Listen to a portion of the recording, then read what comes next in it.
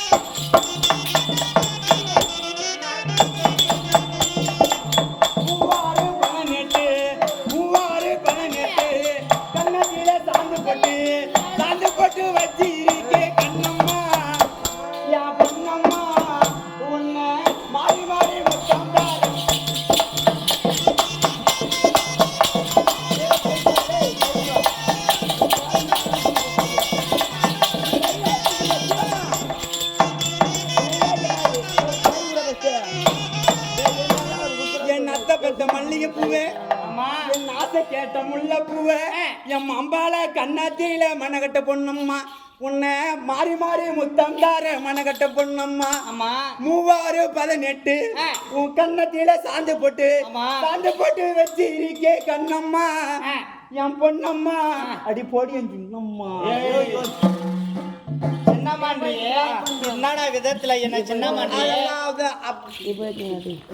ஆமா சரி அம்மா வந்திருக்கிறீ அம்மா யாரு ஆமா நான் யாரு சரி என் பேரு என்ன உன் ஊரு என்ன கல்யாணம் ஆச்சா ஆவலையா அதெல்லாம் கேட்டியா உனக்கு கல்யாணம் ஆயிட்டுக்கணுமா நேரம் ஆயிட்டுக்கணும்ன்ற கொஞ்சம் மிஸ் ஆயிடுச்சு அப்படி ஆவலனா கூட போன் நிறைய வருது போன் வர வரைக்கும் உன் தொழில் சீர் ஒழிஞ்சு போடு யார் தொழில ஆகாது இந்த தொழிலுக்கு வரவன் எவன் அதிகமா போன் பேசுறானோ அவன் நிறைய வந்து மேடை ஏற மாட்டான் ஆமா உனக்கு வந்து போன் பேசுறதுனால இன்னும் ஒரு 6 மாசம் 1 வருஷம் தான் வாய்தா அப்புறம் வீட்டுல ரிட்டையர்மெண்ட் ஆயிடுவேன் கிட்டி போட்டாங்கன்னா நான் 1 வருஷத்துக்கு வசரம் இந்த தொழிலுக்கு வரல பொண்ணு